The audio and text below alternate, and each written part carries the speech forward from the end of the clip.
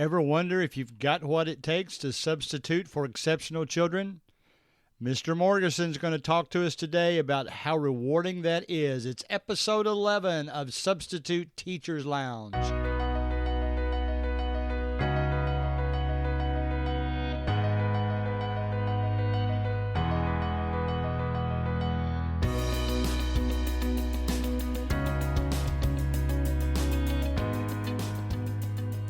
All right, guys, we have one of our listeners that we're interviewing today, Mr. Morgerson. He has teaching experience, substitute teaching experience. He's a high school basketball coach, and he has a pretty darn good podcast that I listen to all the time about sports called The Hoop House, and we're going to let him describe that a little bit later on. I do know he's already had guests that he's interviewed on his podcast that have both ESPN ties and they have television shows and that kind of thing. So we'll let him talk about that at the end of the podcast. But Mr. Morgerson, it's good to have you here with us today. Yeah, I appreciate you having me on. No problem. Why don't you tell us a little bit about your journey, the way your career has gone so far? Yeah, well, I went to UK. I graduated from there with a degree to teach PE and health, K through 12. That first year, I didn't get a health and PE job because those are a little tough to find. You know, there's only one PE teacher per elementary school, a couple per middle and high school. So it takes a little while. So I subbed off and on that first year while I worked at a restaurant. So I did some experience in elementary PE. I did some classroom experience at the middle school and high school. I didn't really do classroom much at the elementary. I think I'd be a little more comfortable with that now. But as a college student or somebody just recently graduated college, that was not really my wheelhouse, so I kind of stayed away from it. Right. Then after that, I got a job the next year as an assistant in a highly structured classroom. So that was with students with emotional and behavioral disorders. There were like 5 boys in that class. Okay. We worked with 2 classroom teachers. So I did that at an elementary school. And then the next year, that program kind of moved to a different school. Still no luck finding a teaching job. But I had started pursuing my master's in special ed because I wanted to kind of open up my horizon there, give myself a little more availability to find a job. So that next year, I was a 3rd grade assistant. I bounced back and forth between 2 classes, doing some small groups. Finished up my special ed degree. And then that next summer, I was able to get a PE job, which I actually started as part-time. It was like a 70% paid position, which gave me benefits.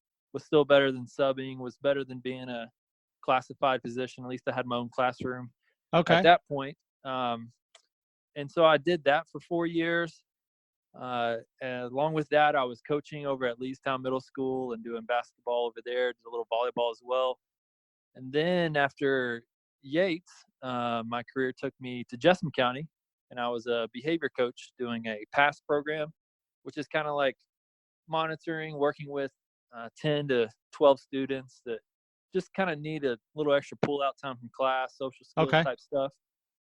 So I worked with them. And then this last year, I worked at a Methodist home where they had a residential facility. And I worked with students from middle school to high school, students that had kind of bounced around the foster system or been placed there by the courts.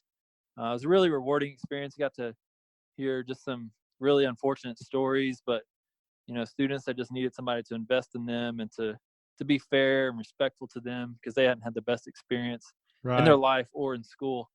And now this year, I got a head basketball job. So that took me to Richmond, and I'm teaching a model working in 4th and 5th grade special ed.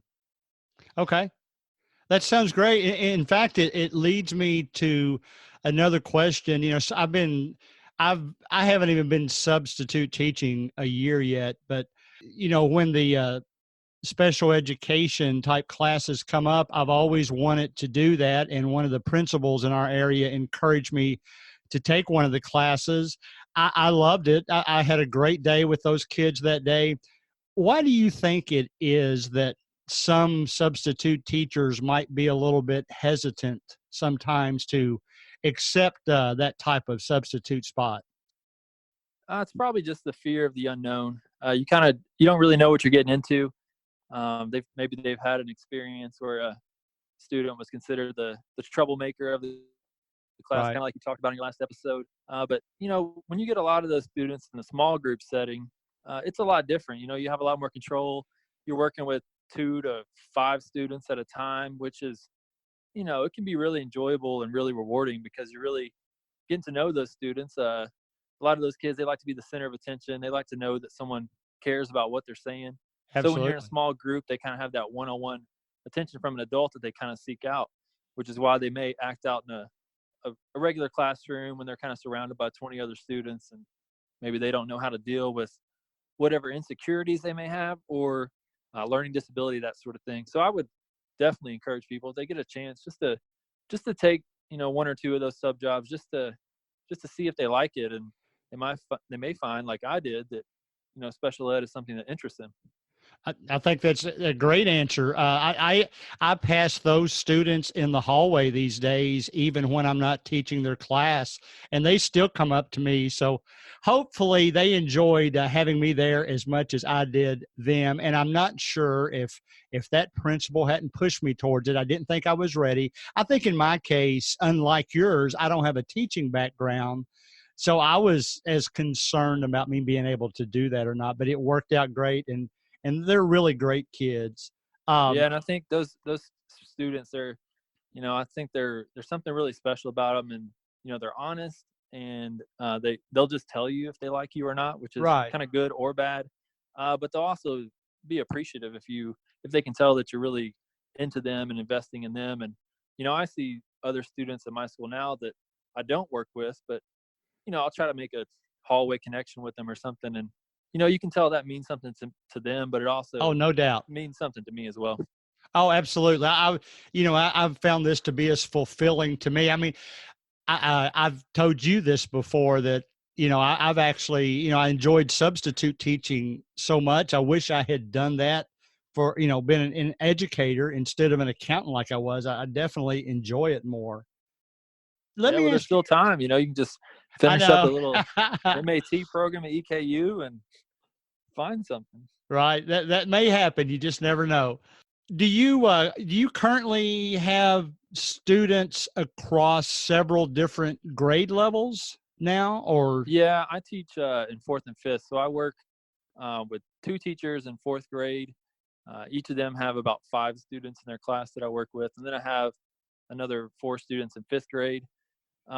They're in the same homeroom for most of the day. They just switch for science and social studies over to the other okay? teacher, but that kind of spreads me out a little bit. I pull groups at different times. Get some flexibility there, but you also got to stick to the schedule to be able to see all of them. Oh, no doubt. Okay. What about when you do have to call for a substitute? What kind of traits would a good substitute need to possess to be effective for those students? I think for my position, it's just kind of flexibility and a willingness to kind of come in and ask questions. I have a set schedule, but you're working with 3 classroom teachers mainly, and just go into their classrooms, ask them what you can do to help, what normally happens, what's the normal routine.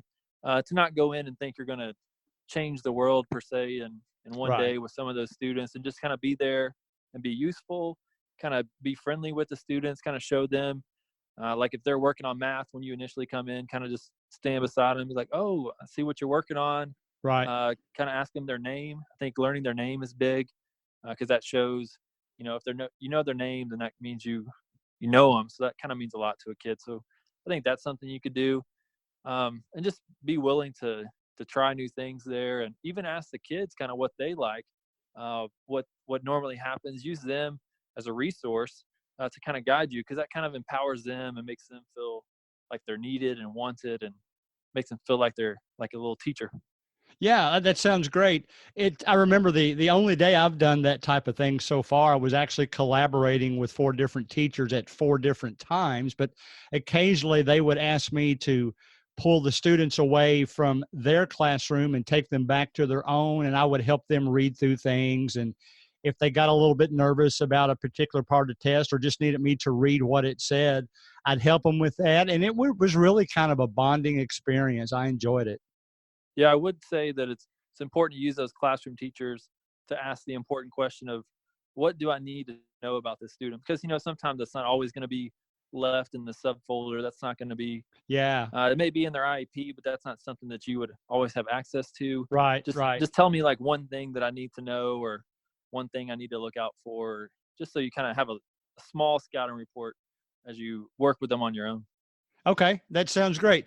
Let me ask you this, and you can answer this both from your experience. Well, answer it from your experience with all students in all grades that you've had over your career. What do you think makes students' favorite substitute teachers their favorites? I haven't got to see a lot of students or a lot of subs this year at my school. It's kind of the year just kind of just got started. I think about Right, the substitutes I have last year at the Methodist home. Um, if someone comes in just too much, if they're just like guns a blazing with right, too much energy, students that have kind of been through a lot, like they're initially going to push away from that. So if you just kind of come in, kind of even kill, kind of just with a calm presence, being confident in your skills, because if you feel or if they feel that you're not as strong at what you're doing, they may take advantage of that, or they may push you a right, little bit. But trying to be confident, but also not overbearing or too much. right, When I was at an elementary school as a pass coach, a lot of my students would struggle with having change in their routine or having a new teacher, but that would just really throw them off. So the teachers that came in and that were there on a regular basis, kind of like you try to do at, you know, whichever school you like to go to the most and connect with those kids that you see. I think that always helps, but just being there a lot isn't the best thing if you don't have a good relationship with that student. Then it's just going to be a reoccurring problem every time. So you gotta find a way to make the best of it. And I like those subs that would see me in their classroom and kind of ask questions like I was talking about, kind of get their scouting report on the kid, kind of what not to do and what really works. Just yes. just being real humble there and asking questions to find out. Okay. There's a lot of teachers that like to do fun things in class. And of course, I've had principals that always told me we don't care how much fun you're having, how loud the classes are, as long as they're learning something. What's the crossroads there? When is fun too much fun? Or are there teachers that only want to have fun? How do they turn that into a teaching experience? I think it just depends on who you are. You can go in one class and they're doing an activity and it's really loud and all the kids are engaged. And you can go to a different class and they're doing the same activity, but it's a little more reserved. And maybe you feel like they're learning a little bit more, but you just never know. As long as you're being engaged into the students. I know we use a program called Kahoot frequently, which allows the Absolutely. students to be on their iPads, to kind of follow along with a quiz. It'll be like A, B, C, or D, and they got 10 seconds to make their choice. And then the teacher's able to use that as a teachable moment and talk about the right answer, talk about why the other ones were wrong. But the students, they enjoy that. They get a little excited, but if they're excited about their learning, it's kind of like when you see a kid who's running to school when they just got dropped off. You don't necessarily want to be like, "Hey, stop running!" Like that's a kid who's excited to get in the school building. That's what you Right. want. So That's it's right. like just let that kid run. He's getting ready to go to school, so that means more time to learn. And if they're having fun and it's controlled, and then I say just go for it. But it depends on what kind of noise level you like and you're comfortable with. And as long as you still feel like you got control and people aren't jumping out of their seats and running Right. around the class or anything like Yes, that that. can happen too, for sure. I've used Kahoot quite a bit too, just especially when I had the long-term sub position for 9 weeks at the end of last year. And I did find that most of the time it worked great. It was kind of funny. It seemed like the ones that got tired of it more quickly were actually what I would call I guess the ones that had mastered the math classes already and wanted to go to something a little bit more challenging than Kahoot. So I agree with you. I think you have to design it towards each individual class period. I had one that I think I shouldn't say it like that, not the only time, but I feel like they learned more when we were playing Kahoot than when we tried to go to a textbook and handout. So I love that tool myself as well.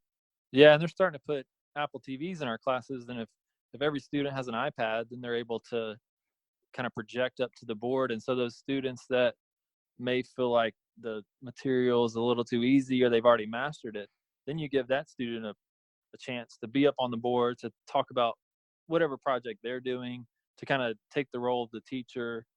So that kind of pushes them to the next level, which is a cool way to incorporate technology, but also push your students that have mastered one level and you're trying to push them to the next. Right. Yeah, I like that. And let me turn the corner a little bit. Since you're a high school basketball coach, and I know you've been an active sports person, and you know that I'm a sports official for volleyball and softball, I've always found that the students that I also see in an extracurricular standpoint like that, whether it's that or whether it's an academic team, whatever it may be, it seems like I get even closer to the kids I know through that. Would you encourage substitute teachers to also try to be involved with the students' extracurricular events they have? Yeah, and I don't even think you have to go in and ask, like, what are you playing? When are you playing? Like, Right. just find an event in your community. I went to a soccer game last week of two high schools, and I saw one of my students there, and she ended up playing and entertaining my daughter most of the time. So to her, that was a meaningful moment, and now she has a Yeah. connection to me and something she can talk about. But I didn't ask that student if she was going to be at the soccer game. Like, I just Right. was like, I'm going to show up because I've got a couple basketball players that play soccer, and so it's just cool for the students to see you out there and to see that you're not just a person who's stuck within the walls. Because I think even with the younger students, they're surprised if they see you anywhere Right. outside of the school building, if they see you at the grocery store or at the soccer field. But it's cool to ask about what they're involved in, and for them to see you as a real person, for sure. Right. And I've noticed, I was substituting at a high school today and they had just won a big volleyball match last night. I wasn't able to be there because I was at another school doing a match, but they couldn't wait to come up and tell me that they had a big win and knocked off a team in their area. And I noted the senior girls that were on the volleyball team were telling me that the last time they had beat this team on their home floor was when they were in the third grade, and now they're seniors. So, Yeah, it was 2010, right? right, it was, and you could tell that they were excited, and that excitement carried over in their participation with me when they were in the classroom. So, I've always pushed for that. I think it's Yeah, great.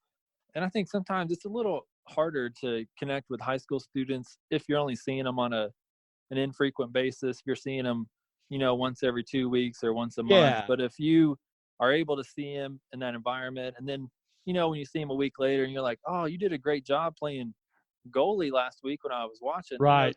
then all of a sudden you have a connection, and then you have something to talk about with them, because, it may not be easy for you to just have a conversation where you feel like you can connect with a high schooler. And teaching's all about relationships. So if you can connect with them, then they're more likely to do what you ask, and they're more likely to actually be learning. So, Learning, you know, helping out, everything. I agree with that totally. All right, I'm going to let you talk about your podcast here in just a moment, but I'm going to use a feature that you used and kind of turn the tables on you. You ready? yeah. All right, you got to choose one of these two I've got four of them. You got to All choose right. one of the two. You ready? Here we Yep. go. Textbooks or educational videos? I'm all about videos. Yeah, me too. Lecture or class participation? Class participation. Cafeteria food or grab and go? Grab and go. And then finally, you'll like this one. Man to man or zone defense? Man to man. Because if you can play man to man, you can guard anybody. So, You can tell he's a coach. All right, I want you to go. You take as long as you want to and tell us why you created the Hoop House podcast. You can mention some of the guests you've had on there, and feel free to talk about the platforms they're on. Take as much time as you want. Go ahead. yeah, I was actually just kind of inspired by the way you would talk about your podcast. I had knee surgery over the summer, so I had lots of time on my hands, couldn't be out and be active. So I'm like, well, I might as well find a way to take my time and be useful with it. And there was a lot of NBA news going on this summer that felt like there was a lot I could talk about, whether by myself or with someone else.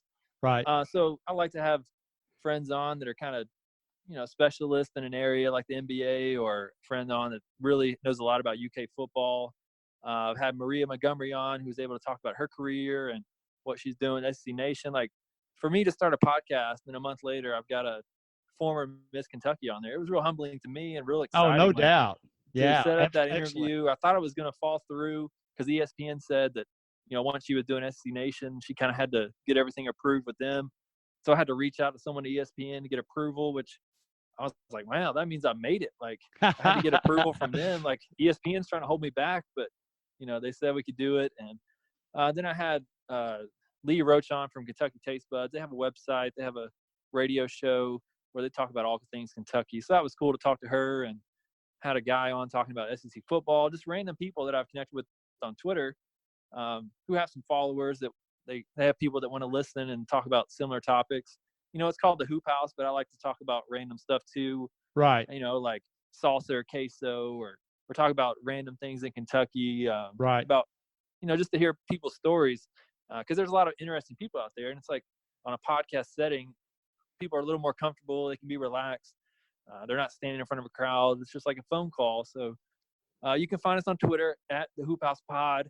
Send in your questions. Let me know if you want to come on the show. It's on Apple. It's on Google, all that stuff. So it's easy to find. I try to do like 3 to 4 a week. It's a little harder now with school's in, but I like to keep it going. And it's a lot more fun to have guests on there. I don't really like to hear myself talk, but Yeah. that's kind of the stuff about the Hoop House. I did have a couple things about subbing I was going to say I didn't work Okay, in, go ahead. I'm sorry. Go ahead. No, it's fine. I was just going to say that first year I subbed, my best experience was that I got to start the year out for someone that was on maternity leave, and that was somebody I'd student taught with. And so as a first-year teacher, that allowed me to see what it's like at the first day of school and what it's like the first couple of weeks.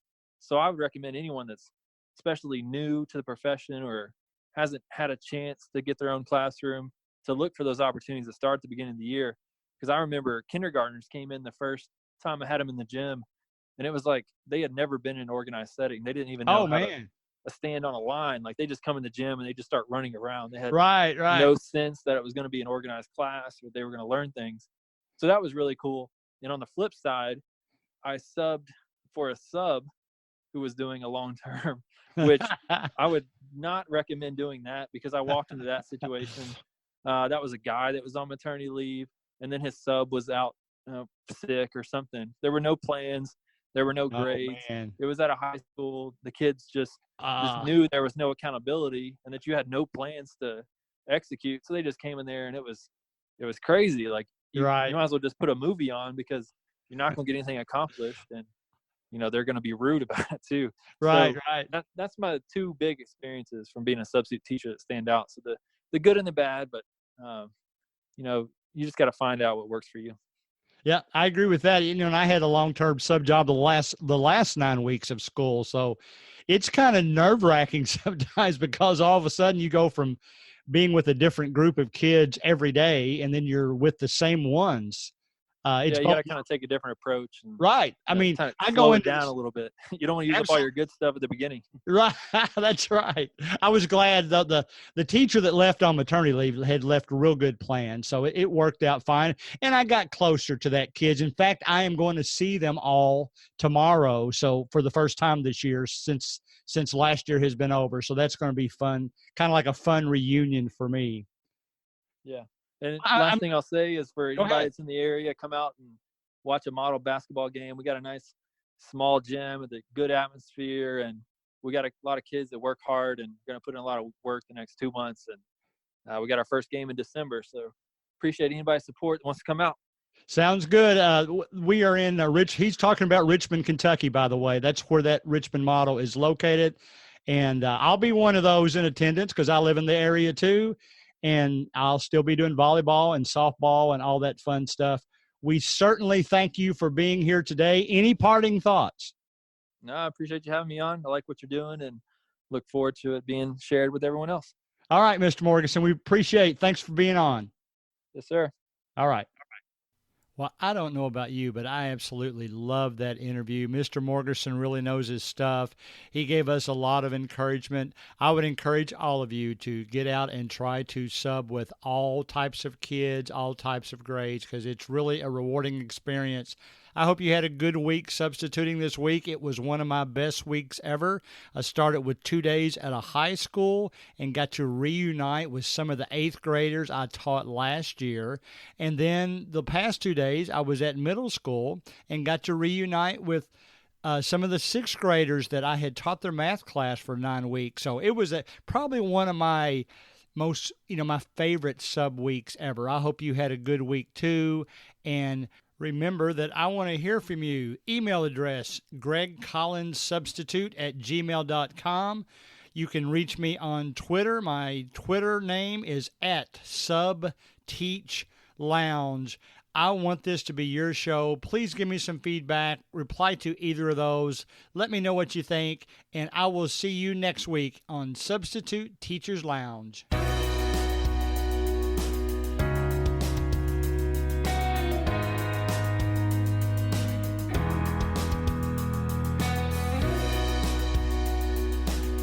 Music provided by Ben Sound.